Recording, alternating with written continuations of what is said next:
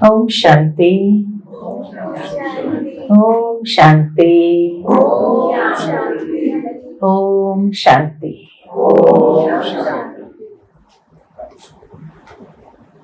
सर्वप्रथम आप सभी का इस कार्यक्रम में बहुत बहुत हार्दिक स्वागत है, स्वागत है, स्वागत है। ये बहुत सुंदर एक अवसर है, क्योंकि नेचुरल है कि जब विदेश में रहते हैं तो दिल होती है कि अपने जड़ों के साथ भी हम जुड़े रहें। हमारी जड़ें हैं हमारी आध्यात्मिक विरासत, जो हमें प्राप्त हुई है, चाहे भगवत गीता के रूप में हो, रामायण के रूप में हो, या कई आध्यात्मिक जो कॉन्सेप्ट्स है, सिद्धांत है, उसको जीवन में कैसे अप्लाई करना चाहिए। आज तक हम उसको एक कहानी के रूप में सुनते आए। सोचा कि महाभारत हुआ था, जिस समय पांडव और कौरव थे और उनका आपस में अनबन हुआ और उस अनबन के कारण एक युद्ध हो गया। भगवान ने भी आकर कहा कि भाई युद्ध तो करना पड़ेगा।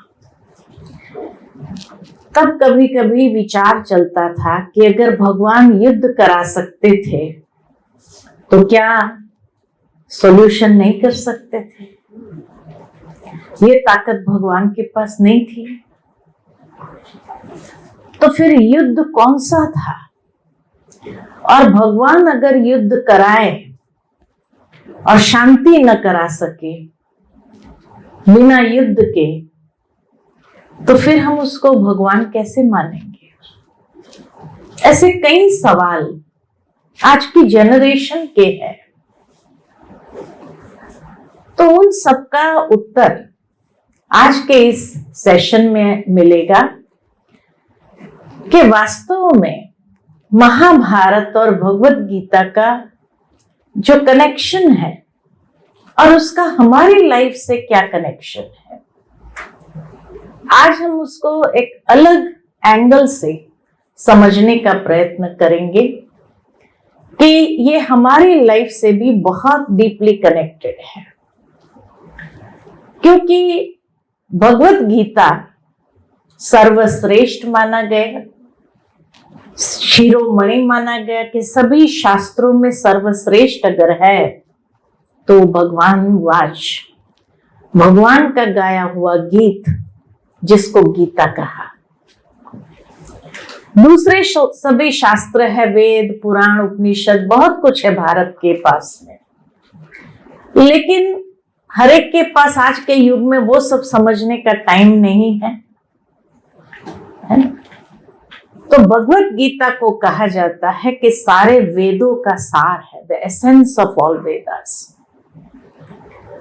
दूसरी बात कि उसको सर्वश्रेष्ठ इसीलिए कहा गया क्योंकि ये एकमात्र शास्त्र है सारे विश्व के अंदर जिसमें भगवान वाच है, गॉड स्पीक्स फर्स्ट पर्सन में।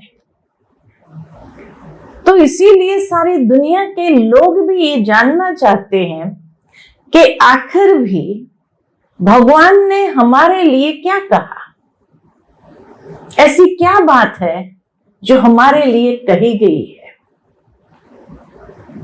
दूसरे जितने भी शास्त्र है ऋषि मुनियों ने लिखा है, या अगर दूसरे धर्म के शास्त्र को देखा जाए तो वो भी कोई ना कोई महान आत्मा की वाणी है, धर्म आत्मा की वाणी है, भगवान की वाणी नहीं है। गॉड स्पीक्स ये किसी में नहीं है।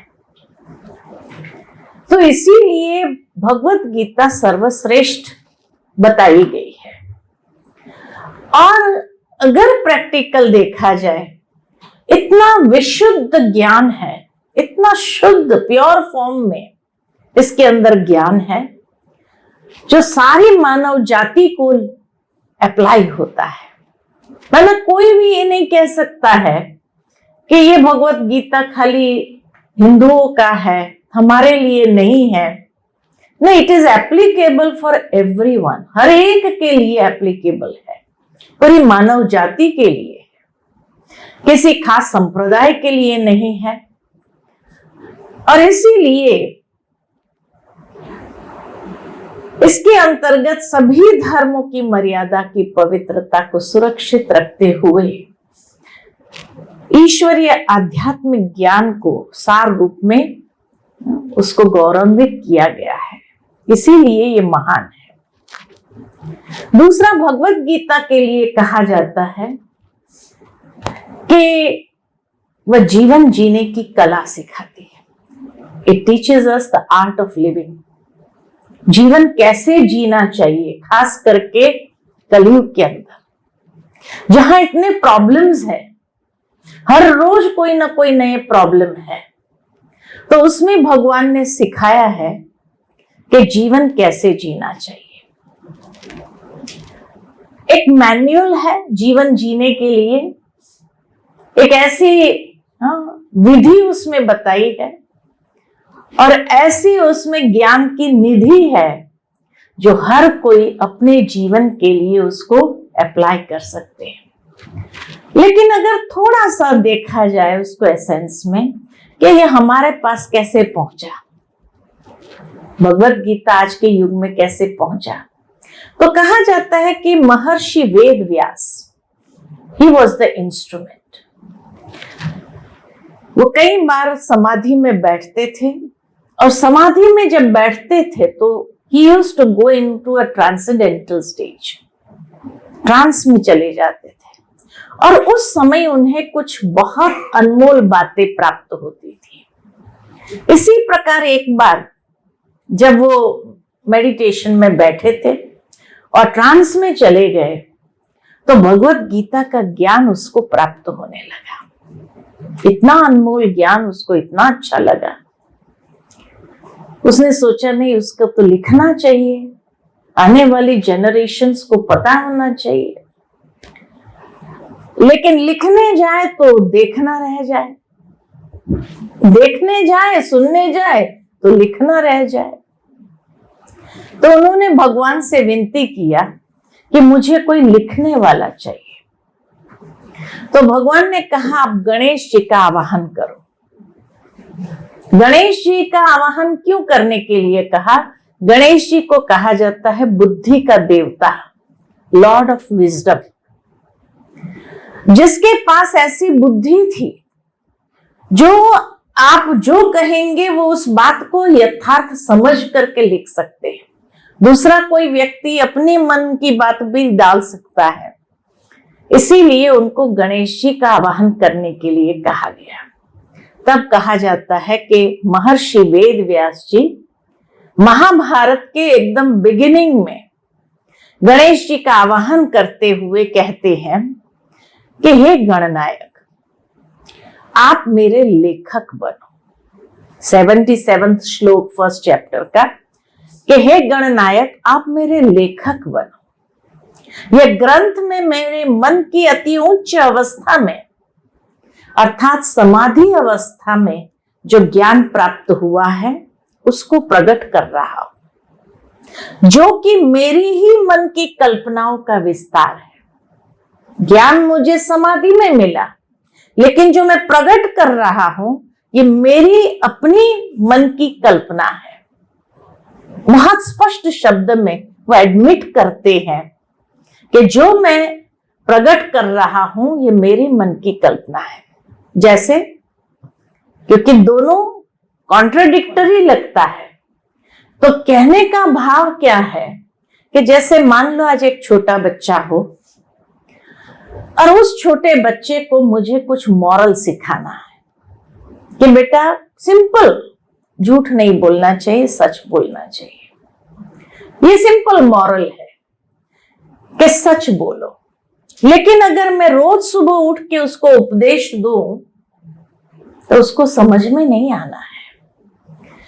लेकिन मैं उसको कहूं, मैं एक कहानी सुनाती हूं, बच्चों को कहानी अच्छी लगती है, मैं कहानी सुनाती और उसमें एक सच का पात्र, एक झूठ का पात्र लूं और फिर उसको बताऊं कि झूठ कैसे आसान है लेकिन फिर वो बहुत प्रॉब्लम्स क्रिएट करता है, सच थोड़ा डिफिकल्ट है लेकिन बाद में आसान हो जाता है।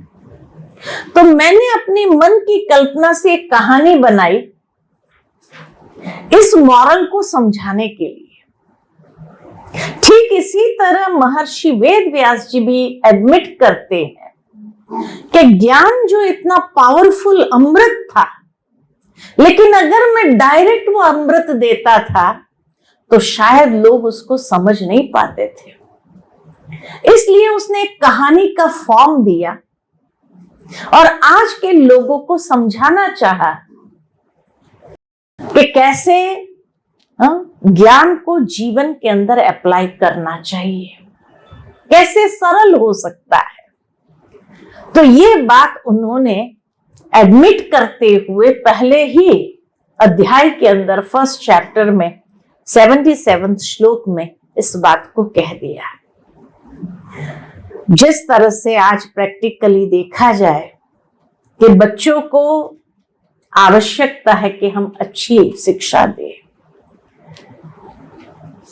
बहुत चंचलता आ गई है, बहुत उनके सामने दुनिया के अंदर कई प्रकार की बातें हैं। तो इसीलिए भगवत गीता इस बात को समझाती है कि आने वाले समय के लिए भी जीवन कैसे जीना चाहिए। जिस तरह कहा जाता है कि नॉस्ट्रोडेमस था आज से 500 साल पहले, उसने विश्व का भविष्य गोले में देखा और गोले में देखकर उसने लिखवाया क्या क्या होने वाला है, लेकिन इतनी अलंकारिक भाषा में लिखाया, पोएटिक लैंग्वेज में लिखवाया कि आज भी लोग पढ़ते हैं तो समझ नहीं पाते हैं। घटनाएं हो जाने के बाद कहते हाँ ये बात उसने लिखी थी, बताई थी। पहले नहीं समझ पाते हैं, बाद में समझ में आता है। तो आज से 500 साल पहले नॉस्ट्रोडेमस ने फ्यूचर को देखा था और उसने लिखा था, लेकिन हमारे भारत के ऋषि मुनि इतने महान थे, आज से 5000 साल पहले वर्तमान को देखा था समाधि अवस्था में और उसको लिखवाया था। खाली लिखवाया नहीं था कि ये होगा, लेकिन सॉल्यूशंस भी दिए थे। अगर ऐसा हो तो उसका सॉल्यूशन ये है, ऐसा हो तो उसका सॉल्यूशन ये है, लेकिन कोई समझ ही नहीं पाए क्योंकि संस्कृत में लिखा है। आम लोग उसको समझ नहीं पाते हैं, इसलिए इस मैन्युअल को यूज नहीं कर पाते। इसलिए दिनों दिन लाइफ इतनी कॉम्प्लिकेटेड हो रही है और हमारे पास सॉल्यूशंस होते हुए भी हम उसको यूज नहीं कर सकते। तब कहा कि महर्षि वेद व्यास जी एक बहुत इंटेलिजेंट व्यक्ति था।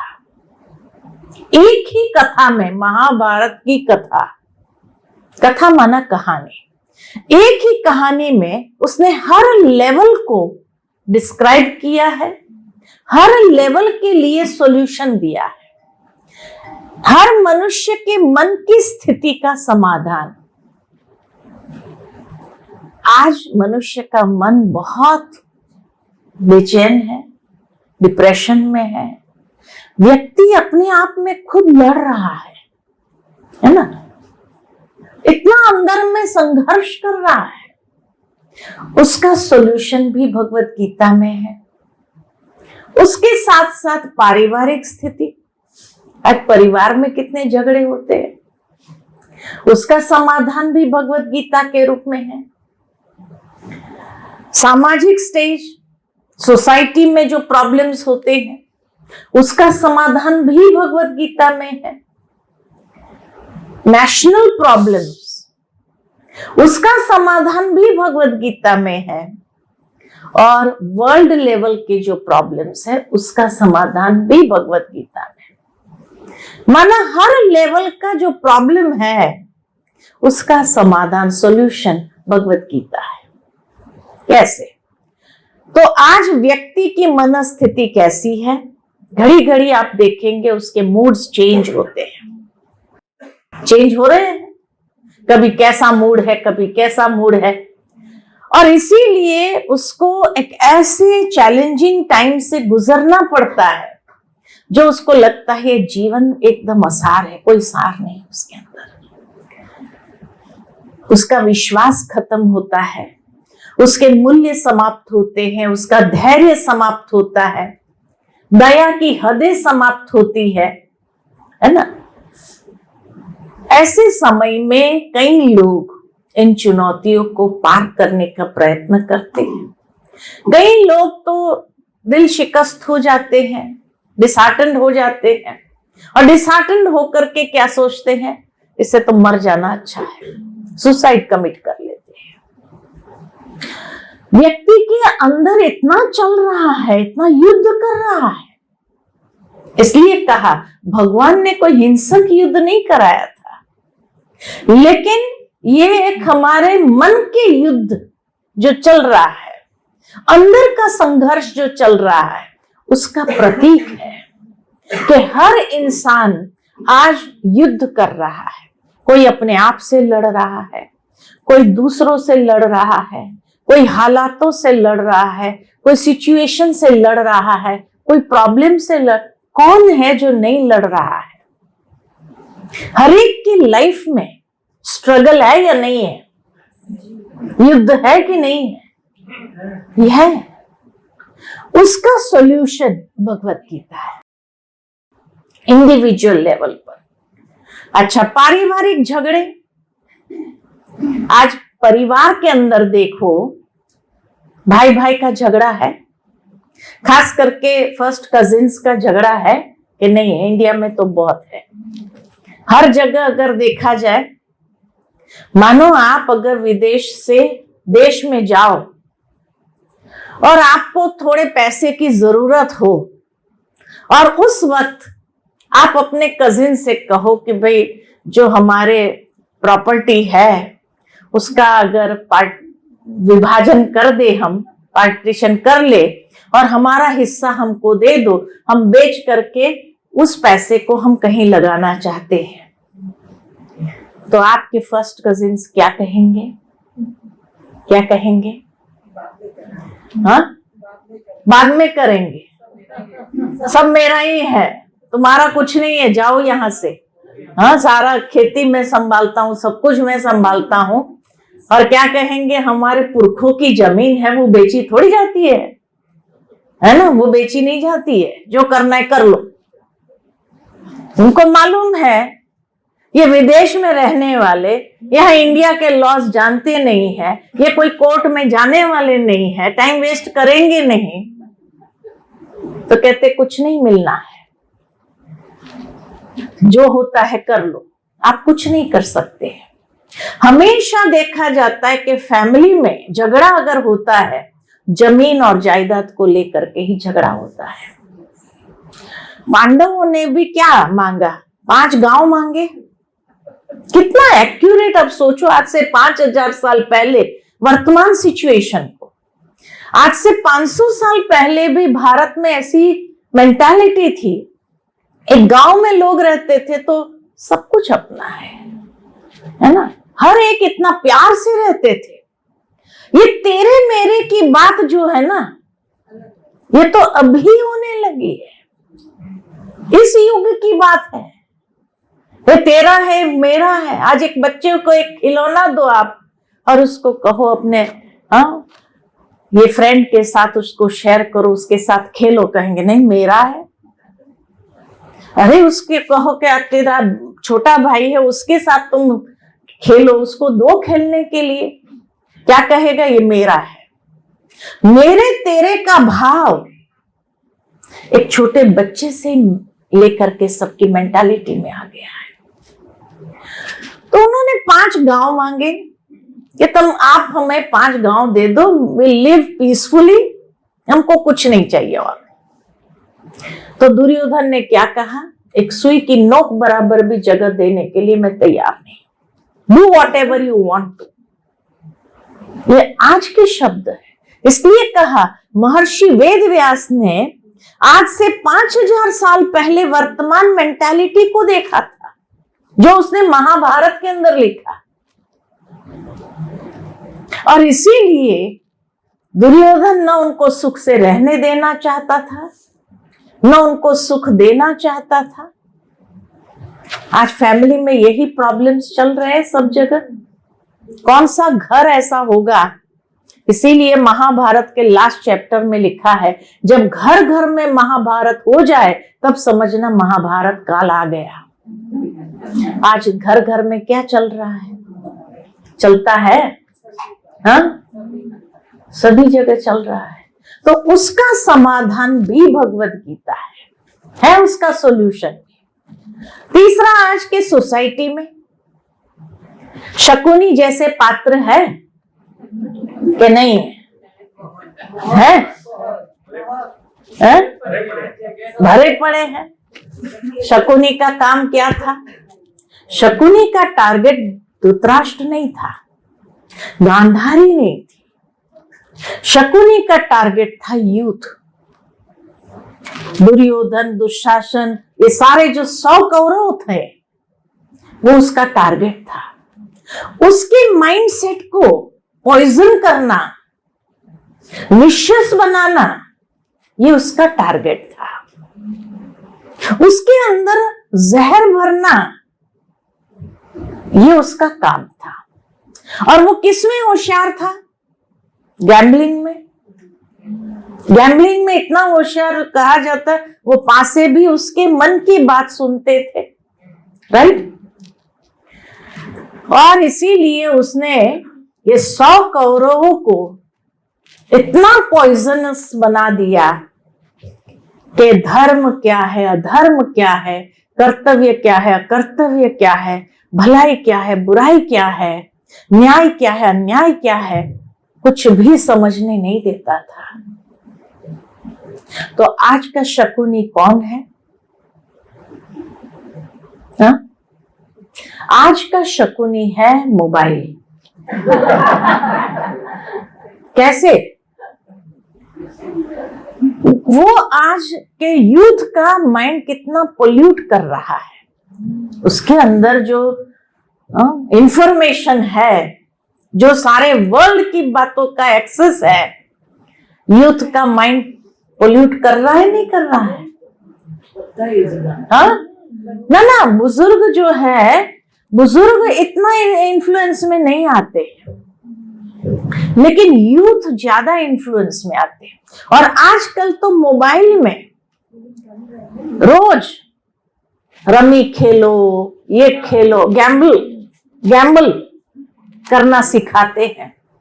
इनिशियली जिताते हैं ताकि उनको थोड़ा लत लगे। और आजकल के यूथ को शॉर्ट रास्ता चाहिए पैसा कमाने का, तो ये शॉर्ट रास्ता बताता है और फिर उसके बाद क्या करता है?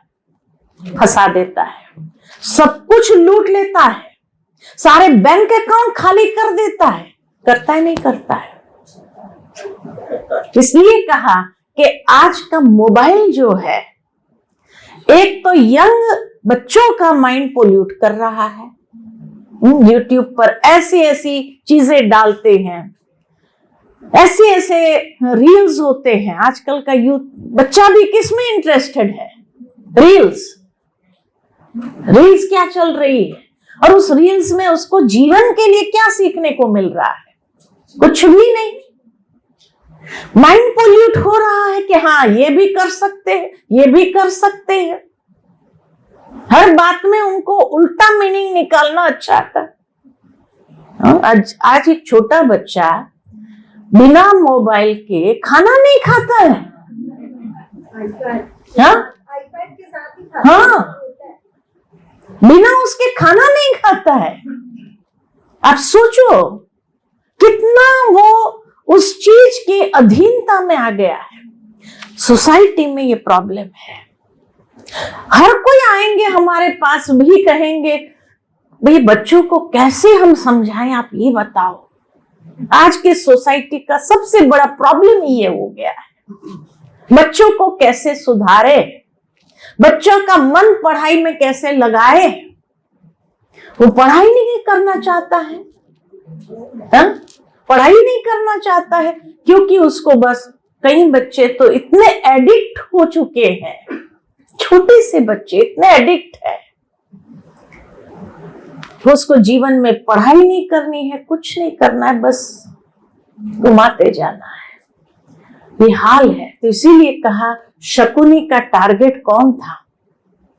यूथ का माइंड पोल्यूट करना, और बच्चों के माइंड, बुजुर्गों का माइंड वो पोल्यूट नहीं करता है, बुजुर्ग इतने उसमें नहीं गए हैं, लेकिन यंग जनरेशन, उसको ये भी समझ में नहीं आता है कि क्या सही है क्या गलत है, ये भी भूल गया है बच्चा। उसमें क्या हो गया, आप उसको कहो दिस इज रॉन्ग, ये अच्छी बात नहीं है, क्या कहते हैं, उसमें क्या हो गया, उसने ऐसा किया, मैंने भी ऐसा किया। वैल्यूज, आई डोंट केयर, ये उनके शब्द है। आज से 5000 साल पहले वर्तमान समय को उसने समाधि में देखा था कि ऐसा यूथ, ऐसा बच्चा होगा जिसको बस पैसा पैसा पैसा कमाना है और शॉर्टकट लेना है, गैम्बल करना है, और फिर देखो तो सब कुछ खाली हो जाता है। अभी रिसेंटली एक न्यूज आई थी कि फादर ने उसकी लड़की की शादी के लिए पैसा जमा किया था, और जब पैसा जमा किया करीबन 40 लाख, मिडिल क्लास फैमिली, पैसा जमा किया 40-45 लाख जमा किया कि बच्चे की शादी करना है। कहां कहां से उसने लेकर के जमा किया था, सेविंग अपना रखा था। बच्चा जो था घर में, एक ही बच्चा था, एक ही बच्ची थी, तो बच्ची बड़ी थी तो सोचा पहले उसकी शादी कर लेते हैं, फिर बच्चे की बाद में करेंगे। तो सोचा कि चलो बेटा है तो उसको ऑनलाइन ट्रांजैक्शन कैसे करना है, ये सब आजकल के बच्चे को आता है। तो बाप ने उसको कहा कि भाई तुम ये पैसा जमा करो, फिर इतना पैसा यहाँ पेमेंट करना है, तो सारे पासवर्ड बच्चे के पास था। एक दिन हर मोबाइल के हर कॉल के बाद एक ऐड आती है, रमी खेलो, ये खेलो, तो बच्चा थोड़ा उसमें अट्रैक्ट हुआ। 1-2 बार उसने लगाया, जीता, तो उसको लगा कि मैं है ना फादर को हेल्प करूं बहन की शादी के लिए और पैसा जल्दी से जमा हो जाए, तो वो उसमें लगने लगा। धीरे धीरे धीरे धीरे सारा बैंक अकाउंट खाली हो गया, 40 लाख खाली हो गया।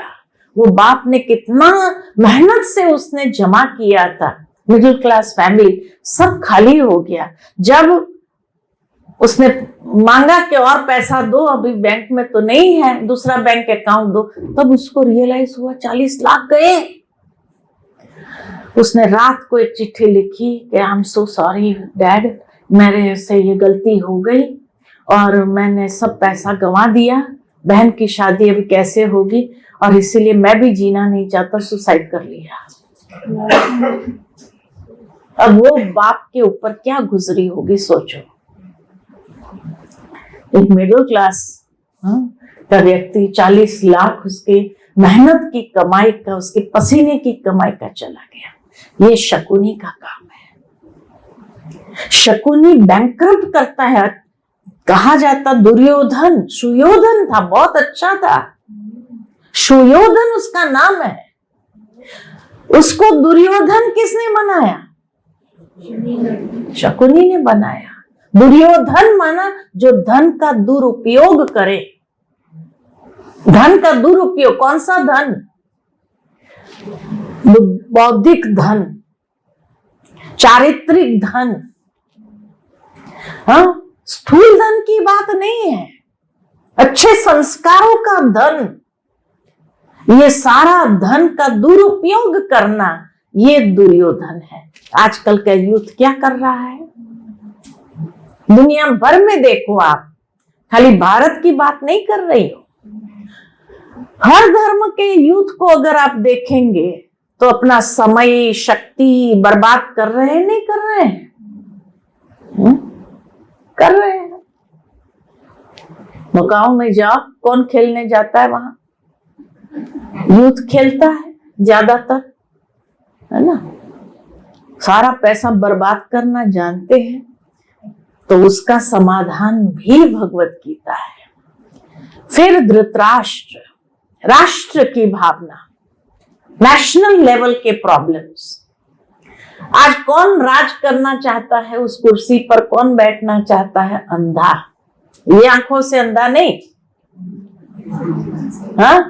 ज्ञान चक्षु जिसके बंद हो, विजडम ही नहीं है जिसके पास, है ना, वो राज करना चाहता है, वो सीट पर बैठना चाहता है।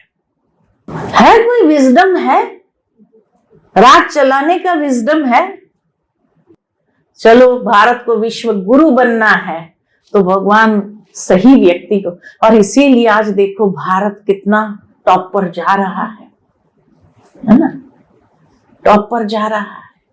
उसकी इकोनॉमी बहुत अच्छी होने लगी है, सबकी नजरें उसके ऊपर जाने लगी है। इसलिए कहा, पाशवी बल से अपना अधिकार जमाए हुए सत्य की दृष्टि से अंधा। उनको मतलब नहीं है सत्य से, झूठ करो। हाँ, अंधा इंसान क्या करेगा?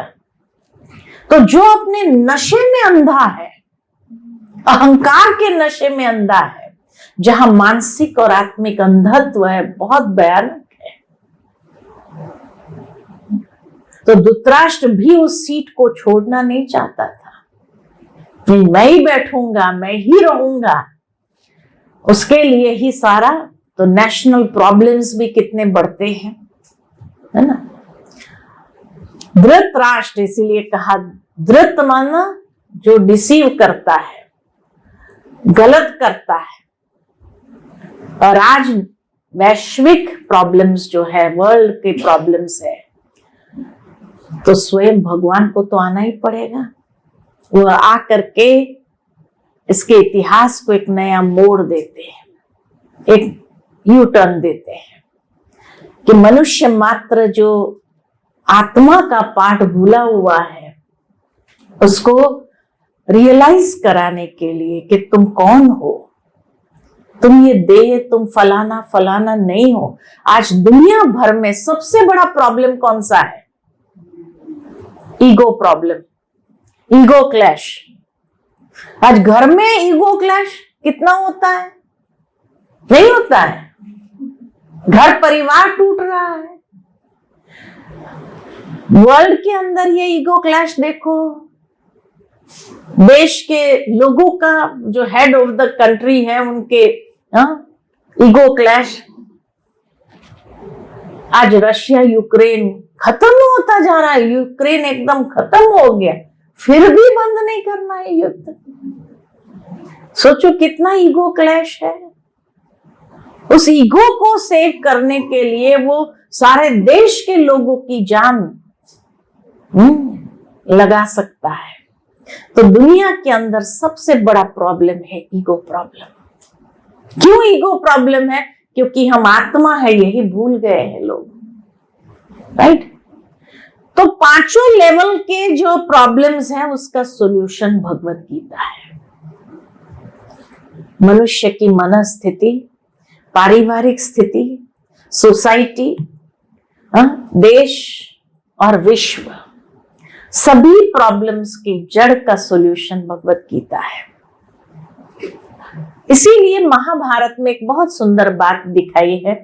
एक दृश्य आपके सामने लाती हूं कि कहा जाता है कि पांडवों में से अर्जुन और कौरवों में से दुर्योधन दोनों भगवान के पास मदद मांगने के लिए जाते हैं। दिखाया कि उस समय कृष्ण सोया हुआ था। तो दुर्योधन जाकर के उसके सिर के बाजू में बैठता है, सोचता है आंख खोलेगा पहले मेरे को देखेगा। अर्जुन पैरों के पास खड़ा है ना? अब कोई व्यक्ति सोया हुआ आंख खुलेगा तो उसको सामने दिखाई देगा या पहले ऐसे देखेगा सीधा, है ना। देखो एक दृश्य है आज के समाज का, और इसीलिए कहा जाता कि पांडव और कौरव, पांडव माना कौन, तो जिसने भगवान से प्रीत की, जो भगवान से प्यार करते थे, और कौरव माना कौन, जो भगवान से विपरीत थे, अगेंस्ट में थे, अपवित्र कर्म करने वाले, पाप कर्म करने वाले, वो ज्यादा होते हैं। इसलिए कौरव ज्यादा है, पांडव कम है। 5 पांडव थे तो 100 कौरव थे। हमेशा परसेंटेज तो 100 पर ही निकलता है ना। तो वर्तमान समय को देखो तो पांडवों में से अर्जुन और कौरव में से दुर्योधन दोनों भगवान के पास जाते हैं मदद मांगने के लिए। और उस समय कहा जाता श्री कृष्ण लेटा है, आंखें खोली, सामने अर्जुन को देखा तो पूछा, हे अर्जुन कब आया तुम? तो दुर्योधन ने कहा, मैं पहले आया हूं, मुझे मांगने के लिए कहा जाए। दादागिरी, आज की दुनिया में दादागिरी कौन करता है? जो सत्य की राह पर चलने वाला वो तो निर्माण होते हैं। तो उसने कहा, मैं पहले आया हूं, मुझे मांगना चाहिए। अर्जुन ने कहा, भाई तू मांग ले, आई हैव नो प्रॉब्लम। तब भगवान ने 2 बातें कही। कहा, एक तरफ मैं हूं, एक तरफ मेरी अक्षौणी की सेना है, क्या चाहिए, व्हाट डू यू वांट? और फिर एक वाक्य वहां जोड़ दिया, जिस तरफ मैं रहूंगा मैं युद्ध नहीं करूंगा, मैं शस्त्र नहीं उठाऊंगा, मैं सारथी बनकर खाली रथ चलाऊंगा।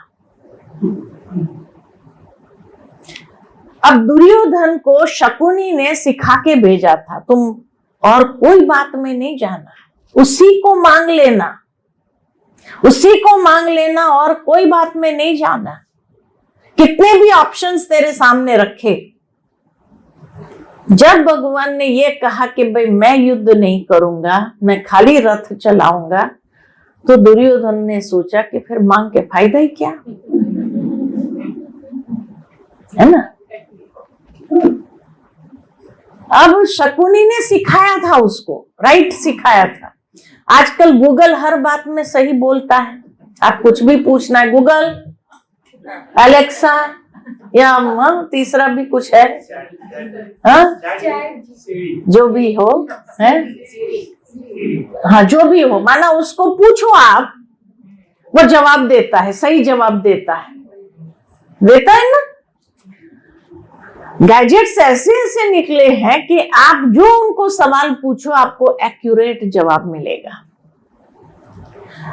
तो गूगल ने दुर्योधन को बताया था, तुम उसी को मांग लेना और कुछ और कोई ऑप्शन में जाना नहीं। ये राइट डिसीजन है। लेकिन फिर भी उसने अपनी मत यूज किया, उसकी नहीं सुनी कि भाई वो लड़ने वाला ही नहीं, वो भूल गया कि उसकी कैपेसिटी क्या है। अगर वो युद्ध न भी करे तो भी ऐसी एडवाइस तो देंगे कि जो व्यक्ति को जिता सके। वो भूल गया और इसीलिए उसने कहा कि मुझे अक्षौणी की सेना चाहिए। Wrong decision. क्यों रॉन्ग डिसीजन लिया? क्योंकि सिरहाने जो बैठा था, सिरहाने बैठना माना अहंकार का प्रतीक। किसको अभिमान होता है तो क्या कहते, देखो उसका अभिमान कितना ऊंचा चढ़ के बोल रहा है, सर चढ़ के बोल रहा है, यही कहते हैं ना, सर चढ़ के बोल रहा है। तो दुर्योधन कहाँ बैठा था? सर पर बैठा था ना, सर के पास बैठा था। तो इसीलिए जब व्यक्ति अहंकार में होता है तो राइट डिसीजन कभी नहीं ले सकता है, रॉन्ग डिसीजन ही लेगा। ये गीता सिखाती है कि जीवन में अगर राइट डिसीजन लेना है तो अर्जुन बन जाओ, पैरों के पास खड़ा होना माना हम्बल बनो, ह्यूमिलिटी चाहिए। जीवन में व्यक्ति जितना निर्माण होगा उतना राइट डिसीजन होगा। भगवान भी उसके साथ है जिसने भगवान से प्यार किया। जो भगवान से विपरीत है उसके साथ भगवान कभी नहीं खड़ा होता है। आज की बात है, आज इसीलिए कहा परसेंटेज 100 पर निकलता है। 100 में 5 पांडव है ना। और गीता का ज्ञान किसके लिए है? पांडवों के लिए, अर्जुन के लिए।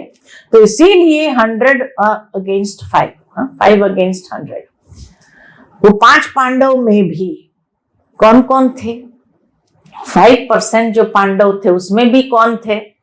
तो युधिष्ठिर युद्ध जैसी परिस्थिति में भी स्टेबल माइंड, जो आज की दुनिया में संघर्ष में है लेकिन संघर्ष में होते हुए भी स्टेबल माइंड है, वो पांडव है। लेकिन आज की दुनिया में क्या कहा जाता है? लोगों का माइंड स्टेबल ही नहीं, इतना वेवरिंग माइंड है। अभी अभी ये बोलेंगे, अभी अभी ये बोलेंगे, अभी अभी ऐसा बोलेंगे, अभी अभी। तो लोग क्या कहते, एक बात करो ना, एक बात करो, 10 बातें करता है, इतना वेवरिंग माइंड है। तो जहां वेवरिंग माइंड और स्टेबल माइंड वाले कितने परसेंटेज? ओनली 1% आज की दुनिया के अंदर। स्टेबल माइंड वाले खाली 1% है। दूसरा नंबर था भीम, स्ट्रॉन्ग विल पावर, या इस पार या उस पार, बस बीच का रास्ता ही नहीं है उसके पास। लेकिन आज दुनिया में देखो, लोगों का विल पावर तो छोड़ो, सेल्फ कॉन्फिडेंस खत्म हो रहा है। और जहां सेल्फ कॉन्फिडेंस उनका खत्म हो रहा है, ऐसे समय में स्ट्रॉन्ग विल पावर वाले कितने परसेंटेज लोग हैं? ओनली 1%, ओनली 1% है। और आज की दुनिया में चाहिए स्ट्रॉन्ग विल पावर जीने के लिए। तीसरा नंबर है अर्जुन, जो हर अच्छी बात को ग्रहण करता था, जीवन में अर्जन करता था, पॉजिटिव बात को ग्रहण करता था। आज की दुनिया में इतनी नेगेटिविटी है, पॉजिटिव बातों को ग्रहण करने वाले कितने परसेंटेज? ओनली 1%। नेगेटिव बातों को ग्रहण करने वाले बहुत है, पॉजिटिव बातों को ग्रहण करने वाले ओनली 1% है। चौथा नंबर था नकुल, जो नियमों पर चलने वाला, सिद्धांतों पर जीवन जीने वाला। आज की दुनिया में नियम सिद्धांत जैसे कुछ रहा ही नहीं। न उठने का नियम है, न सोने का नियम है, न खाने का नियम है, न पीने का नियम है। कोई नियम? आज के बच्चों को आप लोग क्या कह रहे? भाई कोई तो नियम रखो जीवन में। तुम रात को कितने बजे सोते हैं, सुबह कितने बजे उठते हैं? उन्होंने सनराइज कभी देखा ही नहीं है लाइफ में, है कि नहीं? ऐसे है, सही बात है ना। सनराइज में सोते हैं, देखो, है ना। तो नियमों पर जीवन जीने वाले, सिद्धांतों से जीवन जीने वाले कितने परसेंटेज? ओनली 1% दुनिया के अंदर लोग हैं जो फिर भी कोई नियम सिद्धांत से जीवन जी रहे हैं। और 5वां नंबर था सहदेव। सहदेव माना अपना सहयोग देने वाला, कंट्रीब्यूशन अपना देने वाला, हर अच्छे कार्य में अपना कंट्रीब्यूशन देता है। आज की दुनिया में हर अच्छे कार्य में कंट्रीब्यूशन देने वाले तो बहुत मिलेंगे, खाली 1% नहीं कहेंगे, लेकिन सहयोग देने के बाद लोगों को क्या रहता है? एक्सपेक्टेशन। मेरा नाम, मेरी नेम प्लेट जरूर लगाना, यहाँ लोगों को मालूम पड़ना चाहिए मैंने इतना कंट्रीब्यूट किया है। बिना अपेक्षा के सहयोग देना, ऐसे कितने परसेंटेज? ओनली 1%। ये है 5 पांडव। आज की दुनिया में है 5 पांडव कि नहीं है? हा? अच्छा, आप कौन से पांडव हो जो यहाँ बैठे हैं? आप क्या समझते हो? जो समझते हम स्टेबल माइंड वाले हैं, जरा हाथ खड़ा करो। स्टेबल माइंड कोई नहीं, सारे वेवरिंग माइंड नहीं है ना? 1 2 धीरे धीरे। अच्छा, जो समझते हमारे अंदर स्ट्रॉन्ग विल पावर है, ओके, वेरी गुड है, विल पावर है। तीसरा, जो सोचते हैं हम पॉजिटिव बात को ग्रहण करना जानते हैं, अच्छी बातों को ग्रहण करते हैं। अच्छा, जो सोचते हैं हम नियमों पर जीवन जीने वाले, सिद्धांतों पर जीवन जीने वाले। ओके, और जो समझते हैं हमारा हर अच्छे कार्य में अपना सहयोग देना जानते हैं बिना किसी अपेक्षा के। Very good. लेकिन यहाँ मुझे 6 प्रकार के लोग दिखाई दिए। जिसने किसी ने हाथ नहीं उठाया वो कौन है? हा? वो कौन है? क्या समझते हैं ये 5 में से कौन है? कौरव तो है नहीं, क्योंकि कौरव तो गीता ज्ञान सुनने के लिए आएंगे नहीं। गीता ज्ञान पांडवों के लिए ही होता है। पूरा पूरा इफेक्ट नहीं है, थोड़ा थोड़ा सब में से है। अच्छा, थोड़ा थोड़ा सबका है, लेकिन है तो सही ना, तभी तो यहाँ बैठे हैं। आज अगर दूसरा नाच गाने का कार्यक्रम होता तो सारे बिल्डिंग वाले पहुंच जाते, ये कमरा थोड़ी लेना पड़ता था। लेकिन गीता ज्ञान था तो इतना कमरा भी पूरा नहीं भर सका। हाँ हाँ, तो भी जाते हैं, फ्री होता है तो नहीं आते। तो गीता ज्ञान है ना, गीता ज्ञान जो है ही पांडवों के लिए। आज मैं जो देख रही हूं यहाँ बैठा हुआ हर इंसान जो है ना, अर्जुन है। अच्छी बातों को ग्रहण करने के लिए बैठे, पॉजिटिव बातों को ग्रहण करने के लिए बैठे। तो हे अर्जुनों को बहुत बहुत मुबारक हो अर्जुन बनने की। राइट, अपने लिए तो ताली बजाओ, खुद के लिए। और दूसरी और कौरव कौन थे? अधर्म पक्ष के वाचक। धृतराष्ट्र माना अंधा, अंधा माना जो राज सत्ता, बाहुबल, अभिमान में अंधा था, मोह में अंधा था। ये आंखों से अंधा होने की बात नहीं है। और गांधारी जो देखते हुए देखना नहीं चाहती थी, उसने भी पट्टी बांध दिया। मैं जब इसका अध्ययन कर रही थी तो मेरे मन में विचार आया कि अगर किसी का पति किसी कारणवश नेत्रहीन हो जाए तो उसकी पत्नी को उसका सहारा बनना चाहिए, खुद भी आंखों पर पट्टी बांध लेनी चाहिए। क्या करना चाहिए? विवेक ये कहता है कि सहारा बनना चाहिए। ये गांधारी कैसी पत्नी थी, सहारा बनने के बजाय खुद भी आंखों पर पट्टी बांध लिया है। शकुनी की बहन थी ना, इसीलिए भावार्थ ये कि आज की दुनिया में भी अगर पति कोई कारणवश, अहंकार के वश, मोह के वश कोई रॉन्ग डिसीजन लेता है, पत्नी जानते हुए समझते हुए भी क्या करती है? उस वक्त अपनी आंखों पर पट्टी बांध लेती है और उसको रोकने का प्रयास नहीं करती है कि ये गलत है, हमें ऐसा नहीं करना चाहिए। ऐसा नहीं करती है। अगर दूसरे कोई आकर कहे भी कि भाई आपके हस्बैंड को बताओ कि इतना हमारे साथ गलत न करे, अन्याय न करे, सब कुछ जानने के बाद भी क्या कहेगी? अच्छा, मुझे तो पता ही नहीं था। इतना सफाई से झूठ बोल देते, आंखों पर पट्टी बांध करके बैठी है ना। आज की गांधारी भी, आज की हाउसवाइफ भी क्या बन रही है? गांधारी बन रही, नहीं बन रही है ना। और फिर उनके 100 कौरव, और 100 कौरवों का नामों का लिस्ट मैं इंटरनेट में बैठ के देख रही थी कि भाई 100 कौरवों का नाम क्या था। तो देखा कि अधिकतर कौरवों का नाम दू से आरंभ हो रहा था। दू माना दुष्टता, दूसरों को दुख देना जानता है। तो दुर्योधन, दुशासन, दुश्शल, दुर्मुख, दुर्बुद्धि, दुष्कर्ण, दुष्कर्म, ये सारे कौरवों के नाम थे। और लास्ट में एक बहन थी, वो भी दुश्शीला है ना। तो देखा कि अधिकतर कौरवों के नाम दू से आरंभ हो रहे थे।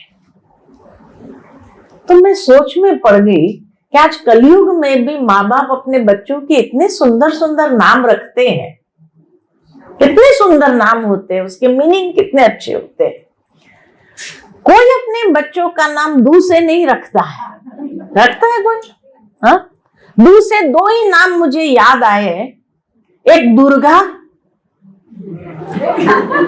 जो दुष्टता को समाप्त करने वाली, दुर्गुणों को समाप्त करने वाली दुर्गा, या तो दुष्यंत, दुष्टता का अंत करने वाला। बस दो ही नाम है दू से जो पॉजिटिव है, बाकी सारे नेगेटिव संकेत देते हैं। तो कोई माँ बाप अपने नाम, बच्चों के नाम दू से नहीं रखते हैं, तो क्या गांधारी और धृतराष्ट्र को कोई अपने बच्चों के लिए अच्छा नाम ही नहीं मिला? हाँ? लेकिन ये सारे नाम प्रतीकात्मक है।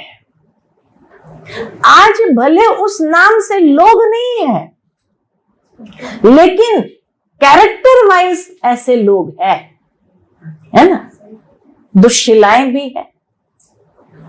दुष्शिला, शिला, शील माना चरित्र, जिसका चरित्र ही दुष्टता वाला हो, ऐसे है कि नहीं लोग? ऐसी बहनें हैं या नहीं है? जब मैं एक जगह पर ये बात कर रही थी तो एक बहन ने आकर मेरे को कहा, बहुत एक्यूरेट बोला आपने। मैंने कहा अच्छा, क्या बोला? तो कहा दुष्शिलाएं बहुत है। मैंने कहा कहाँ है, हमें भी मालूम पड़े कहाँ है। तो कहा दीदी आजकल जितनी भी इंडियन टेलीविजन में सीरियल आती है ना, आप लोग तो देखते नहीं, लेकिन सारी सीरियल अगर देखा जाए ना, तो उसमें कोई ना कोई औरत ही होती है जो घर तोड़ती है। देखते हैं, यहाँ भी इंडियन सीरियल देखते हैं।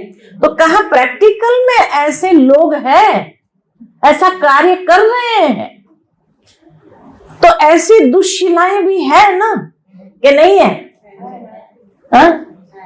कहाँ कोई देरानी ऐसा करते हुए दिखा है, कहाँ कोई जेठानी, कहाँ कोई सास, कोई माना कोई ना कोई फीमेल कैरेक्टर दुष्शिला है ही है, कि नहीं है?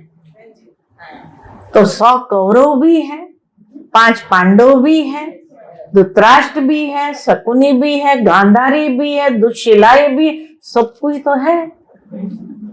तो वर्तमान की ही ये कहानी है या नहीं है, महाभारत की कहानी? तो ऐसे युग के लिए ही तो गीता चाहिए, भगवान हुआ चाहिए जो जीवन जीना सिखाए, ताकि आप शिकार न बनो, आप विक्टिम न बनो। उसके लिए सावधान किया।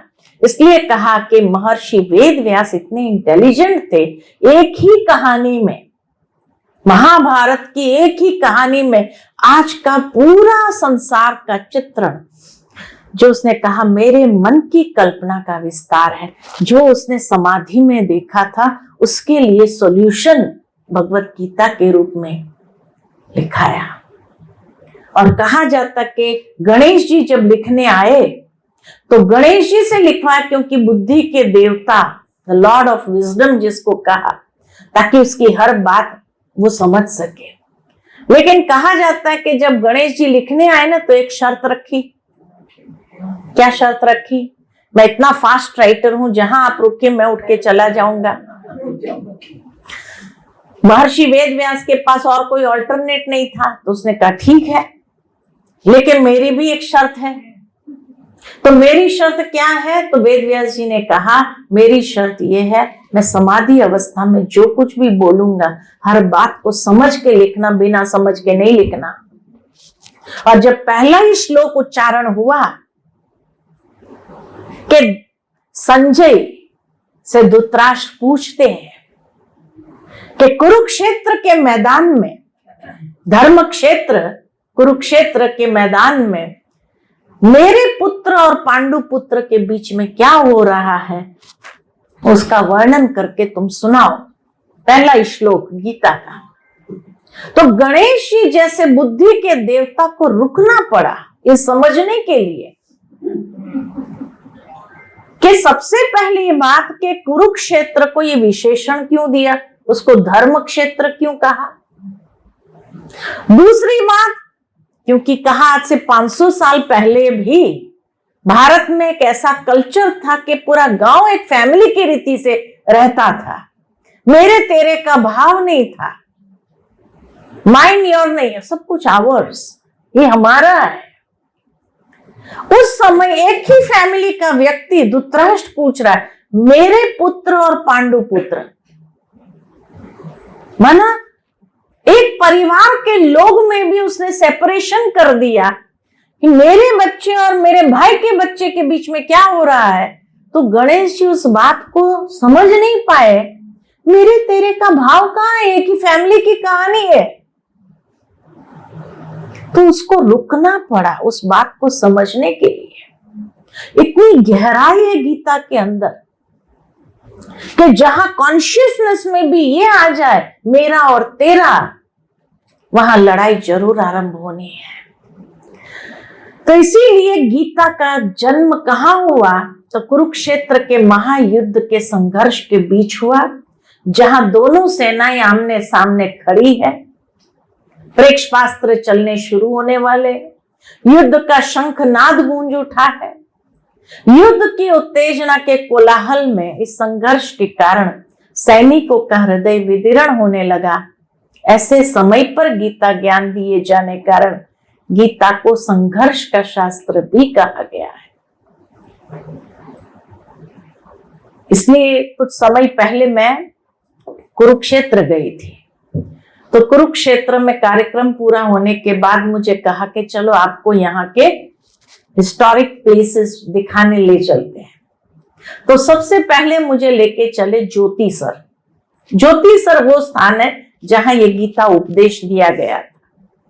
मैदान है, मैदान तो बहुत छोटा है, कहा यहाँ युद्ध हुआ था, यहाँ दोनों सेनाएं खड़ी थी और ये झाड़ जो है, एक झाड़ है, उसके ऊपर एक तख्ती लगी है जिस पर लिखा है गीता उपदेश स्थल। वहां मॉन्यूमेंट बनाया है रथ अर्जुन का, और भगवान बैठे हैं उसको गीता ज्ञान दे रहे हैं। कहा ये वो जगह है जहां गीता का ज्ञान दिया गया था।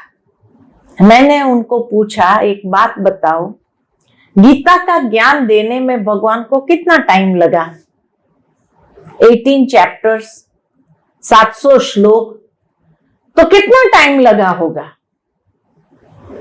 क्योंकि जब अर्जुन भगवान से कहते मेरा रथ बीच में ले जाओ, मैं दोनों सेनाओं को अच्छी तरह से देखना चाहता हूं, भगवान लेके जाते हैं, खड़ा किया, दोनों सेनाओं को देखता है और अर्जुन ने कहा I don't want to fight, मुझे लड़ना नहीं है। तब भगवान ने उसको गीता ज्ञान देना शुरू किया और गीता ज्ञान देना चालू किया। तो मैंने पूछा कि गीता ज्ञान देने में भगवान को कितना टाइम लगा?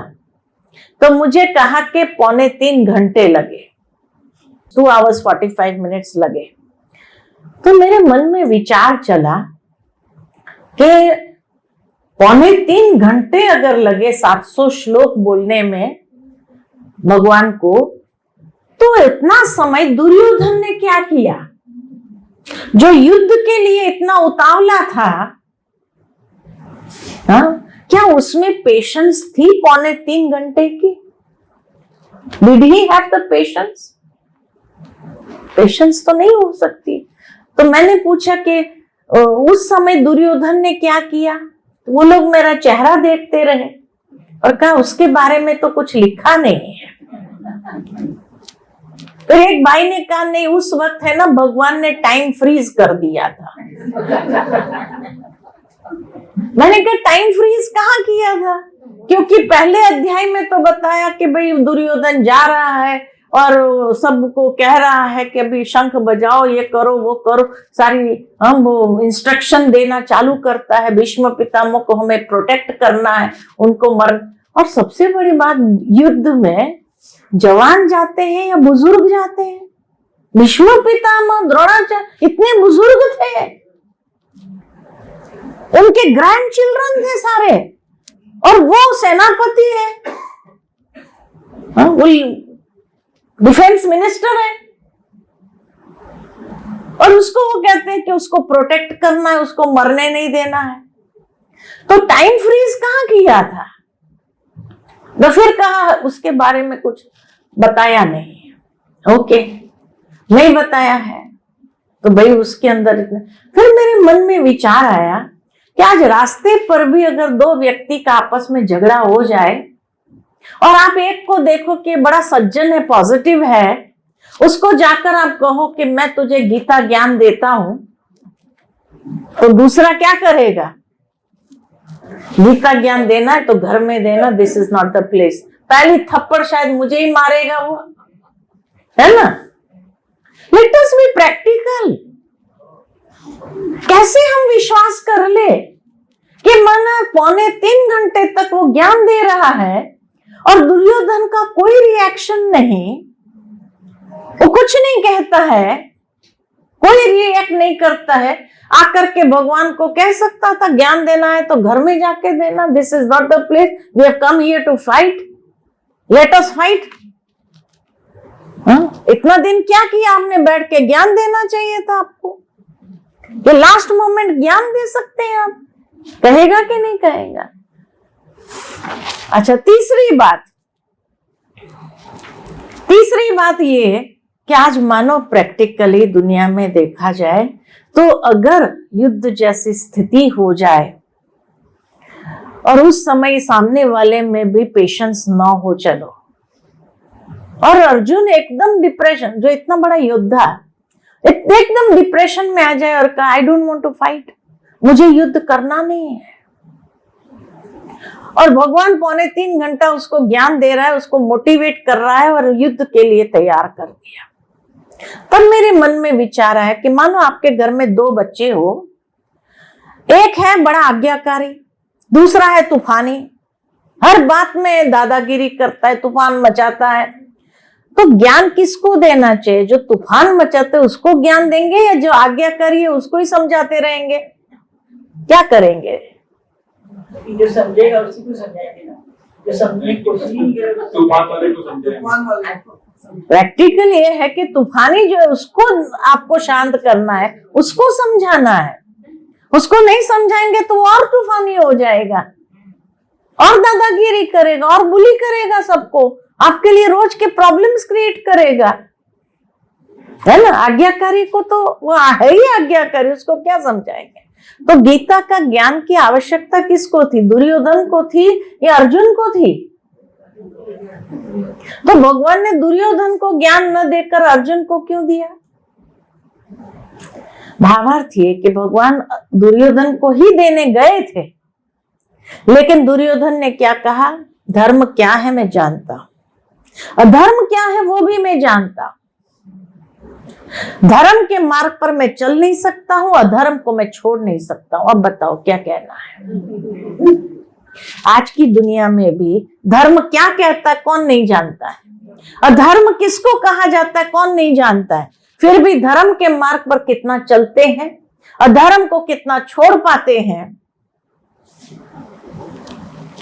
तो ऐसे लोगों को क्या ज्ञान देंगे? कहा जाता है सोए हुए को जगाना आसान है, जगे हुए को क्या जगाएंगे? ये आज की सिचुएशन है। इसलिए भगवान ने अर्जुन को मोटिवेट किया। भावार्थ ये कि जीवन में कभी कभी हम लोग भी जब चारों ओर बहुत अन्याय होता है हमारे आसपास, तो व्यक्ति दिल शिकस्त हो जाता है, डिप्रेस्ड हो जाता है, नर्वस हो जाता है और सोचता है कि इसे तो खत्म करो, है ना? अब अर्जुन का मोह जागृत, कई लोग कहते हैं अर्जुन का मोह जागृत हो गए। मोह कहां जागृत हुआ? किसके लिए? क्या कौरवों के लिए मोह जागृत हुआ? भीष्म पितामह के लिए मोह जागृत हुआ? जिन बड़ों ने कभी पांडवों की साइड ही नहीं लिया, हर बात में अन्याय को देखते रहे, बोले ही नहीं, क्या उसके प्रति आपको कभी मोह जागृत होगा? आपके घर के बड़े हो, जहां बोलना चाहिए वहां भी अगर वो न बोले, आपके साथ अन्याय होता देखते रहे, उनके प्रति आपको कभी मोह जागृत होगा? नहीं होगा। अर्जुन का भी उनके प्रति मोह जागृत नहीं हुआ। तो फिर अर्जुन का डिप्रेस होने का, नर्वस होने का कारण क्या था? उसने जब भगवान को कहा दोनों सेनाओं को देखना है, एक तरफ कौरव की सेना को देखा, दूसरी ओर जब उसने मुड़ करके अपनी सेना को देखा तब उसको अपने 5 बच्चे नजर आए, 5 पुत्र नजर आए।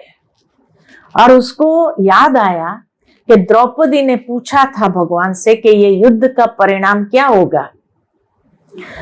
तो भगवान ने कहा कि तेरे 5 पांडव सुरक्षित रहेंगे।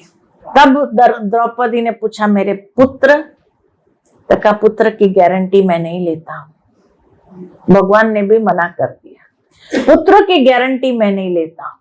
और ये बात अर्जुन जानता था कि भगवान ने हमारी गारंटी ली है, पुत्रों की गारंटी नहीं ली है। और इसलिए उसने सोचा कौरव अगर हमको नहीं मार सकेंगे, हमारे बच्चे पर अटैक जरूर करेंगे, और बच्चे पर अटैक करेंगे और ऐसे हमें चोट पहुंचाएंगे, हमें दुखी करेंगे। और बच्चों को खोने के बाद अगर उसमें विजयी हुए भी, उस राजगद्दी को प्राप्त किया, तो राजगद्दी पर बैठने का सुख भोग सकेंगे, या हर वक्त मन कचोटता रहेगा कि ये राजगद्दी प्राप्त करने के लिए हमने अपने बच्चों की बलि चढ़ाई है। इसलिए आज का माँ बाप जो है वो कहता है उससे तो नहीं चाहिए हमको कुछ भी, हम जंगल में रहेंगे, अपनी फैमिली के साथ तो रहेंगे, वो सुख हमें चाहिए। ये सब कुछ मिलने के बाद अगर बच्चे ही नहीं रहे, कोई परिवार का सदस्य ही नहीं रहा, तो उसका सुख कहाँ होगा। इसलिए अर्जुन ने मना किया कि मुझे युद्ध नहीं करना है। तो आज तक हमें हमेशा मिसगाइड करते रहे कि अर्जुन का मोह जागृत हो गया, भीष्म पितामह के प्रति, द्रोणाचार्य के मेरे गुरु है कैसे, अरे जो गुरु को बोलना चाहिए तभी भी नहीं बोला, द्रौपदी वस्त्र हरण हुआ तभी भी नहीं बोला। ऐसे के प्रति कभी मोह जागृत हो सकता है? कभी नहीं हो सकता है। तो इसलिए महाभारत और गीता प्रैक्टिकल आज के युग के लिए है कि आज के युग में क्या क्या हो रहा है, वो प्रैक्टिकली हर चीज आपको देखने को मिलेगी, हाँ? और उसका सॉल्यूशन भगवत गीता के रूप में मिलेगा।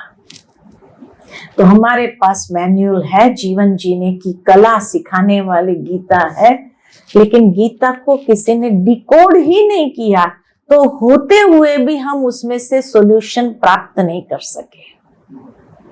पूरी भगवत गीता को इसीलिए हमने डिकोड किया है, कौन सी बातें, कौन सा सॉल्यूशन फैमिली प्रॉब्लम्स के लिए है, इंडिविजुअल प्रॉब्लम्स के लिए है, कौन सा सोसाइटी के प्रॉब्लम्स के लिए, ये सब डिकोड करके सारी भगवत गीता को रखा है। हर इंसान समझता है हाँ ये मेरे लिए है, ये मेरे लिए है ना। लेकिन कब समय मिलेगा तो फिर से आपको बताएंगे, ठीक है। तो थोड़ी देर मेडिटेशन करें, हाँ। तो कुछ क्षण के लिए सभी स्वस्थ होकर के बैठेंगे, पीठ सीधी हो, और कुछ क्षण के लिए अपने मन को बाह्य सभी बातों से समेट लेते हैं। अंतर चक्षु से स्वयं को देखो, शरीर में भ्रुकुटी की मध्य में मैं चैतन्य शक्ति आत्मा हूं। ये शरीर मेरा वस्त्र है जो मैंने धारण किया है सृष्टि रंगमंच पर अपना पात्र निभाने। मैं आत्मा मालिक हूं हर कर्मेंद्रिय की। मैं आत्मा चैतन्य शक्ति हूं, अजर अमर अविनाशी शक्ति हूं, प्रकाश पुंज हूं। धीरे धीरे मन को आत्मा की वास्तविकता में स्थित करते हैं। मैं आत्मा अपने असली स्वरूप में शुद्ध और पवित्र हूं। मेरे चारों ओर प्रकाश का प्रभामंडल है। मैं आत्मा अपने असली स्वरूप में शुद्ध और पवित्र हूं। ये मेरी वास्तविकता है। मेरा गुण धर्म शांति है। मैं अपने शांति स्वरूप में स्थित हूं। मन की गति शांत होती जा रही है। मेरे चारों ओर शांति के प्रकंपन है, वाइब्रेशन है। कितनी शांति है। इसी शांति में सच्चा सुख समाया है। मैं आत्मा सुख स्वरूप हूं। इसी शांति में परम आनंद है। मैं आत्मा सत चित आनंद स्वरूप। इसी शांति में शक्ति है। मैं आत्मा शक्ति स्वरूप हूं। फील करे, महसूस करे उस शांति को, शक्ति को। धीरे धीरे मन को ईश्वर के सानिध्य में ले चलते हैं। जैसे मैं आत्मा प्रकाश पुंज हूं, वैसे मेरे पिता परमात्मा भी अनंत प्रकाशमान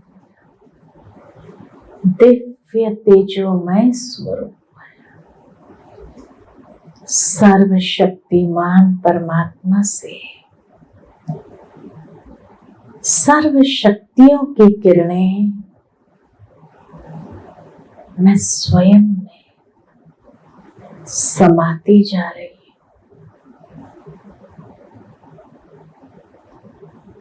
और धीरे धीरे मैं आत्मा सशक्त हो रही हूं।